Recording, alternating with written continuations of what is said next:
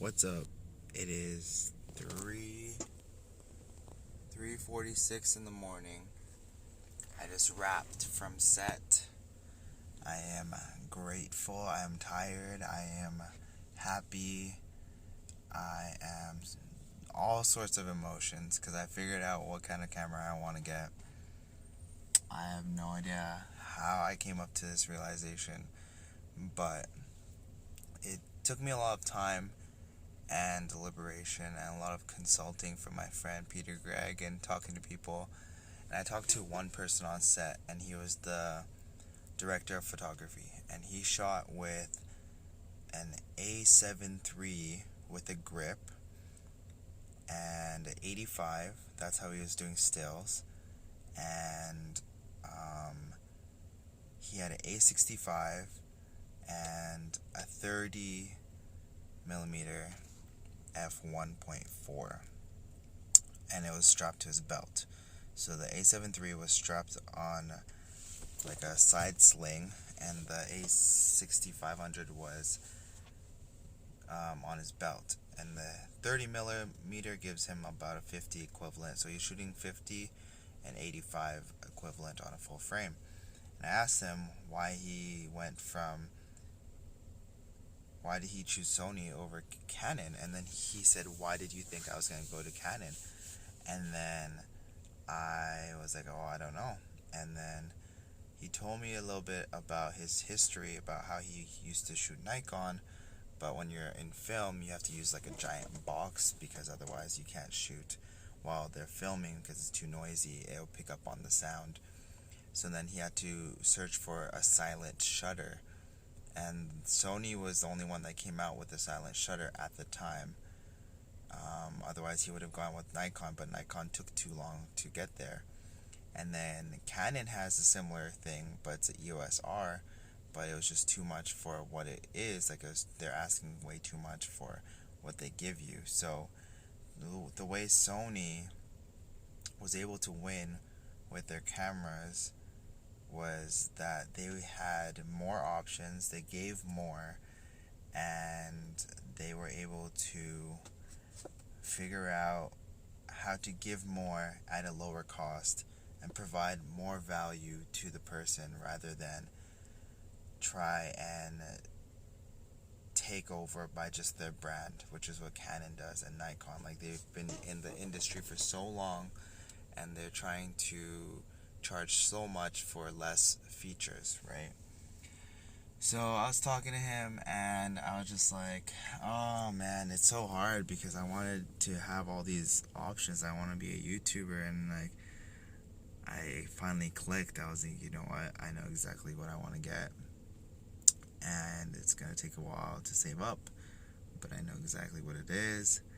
And it came to the realization that each thing has a purpose, right? Each thing has a purpose.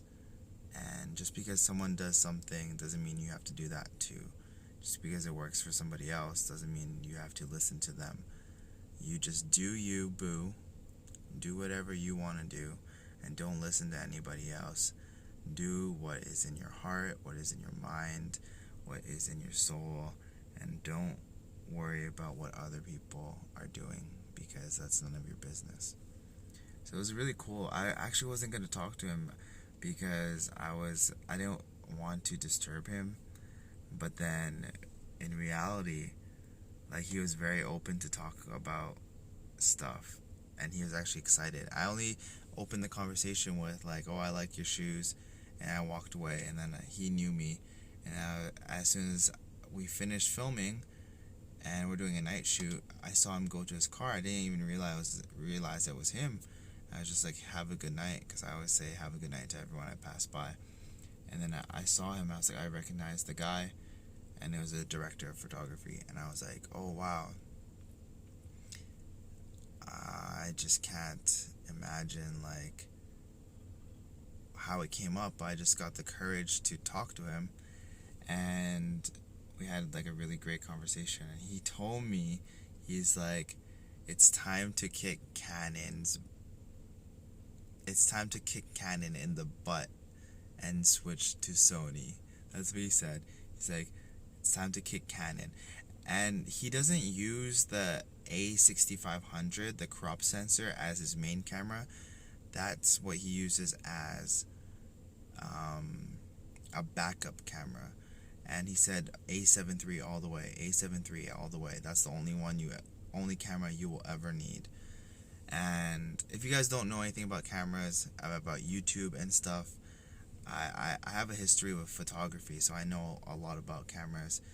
But if you guys have no idea what it is, basically different cameras like have a better depth of field, and depth of field creates a background blur, and that is how you are able to separate the subject from the background, and it gives more focus on the foreground, which is the subject. And basically, in order to achieve that, you're gonna have to pay a price, right? When it comes to Canon, you have to pay the Canon tax, which is the Canon tax, which allows you to have no 4K at 24, no 4K at 60p, basically half the features of everything else, but you pay more, and you pay for the color science and whatever. But anyways, all this photography talk, and I just had to be reminded about so many things I learned within this process of trying to figure this out.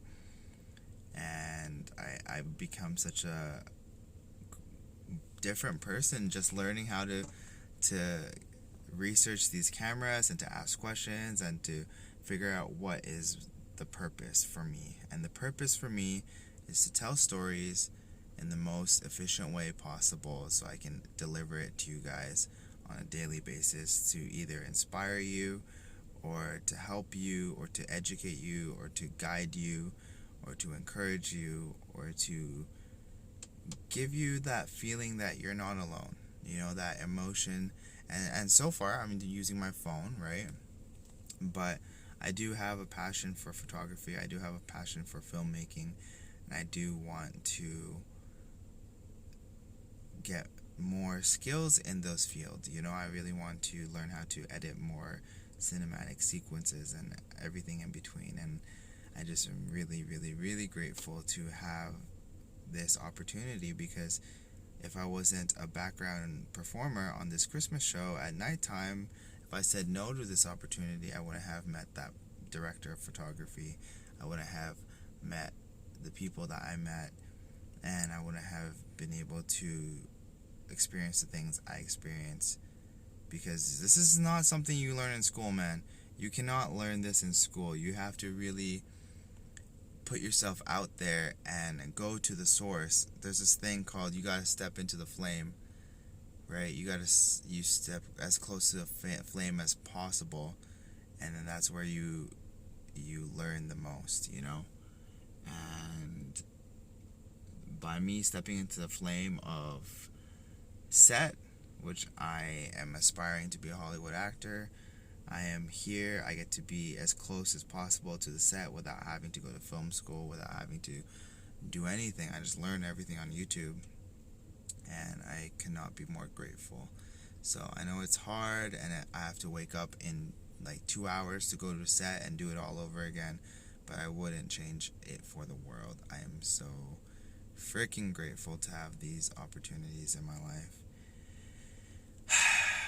But I don't know if it's time to kick Canon in the butt and switch to Sony. I don't know if it's the time, and Sony's just doing all the right things right now. Like, if I were to get an A6400, then I would get a 16mm f1.4 and a 30 1.4 and a 56 1.4, and that kit is done. And then I'll get a 10 to 18 for vlogging and some sort of stabilizer, and that kit is done. Then slowly I'll save up for an A7 III. And my only tribulation because I really want to go with the Canon mirrorless, like there's an M6 Mark II, and there's an EOS R, and I still have lenses that I can use. But my only thing is that you cannot use Canon EOS M lenses on a EOS R and vice versa. It's just really confusing. Like they really do not want you to play around and have fun, and just they really make it hard for you, and that's why I really am so upset with Canon. But I don't know. Subscribe if you want to know what camera I'm gonna get next. Alright, peace.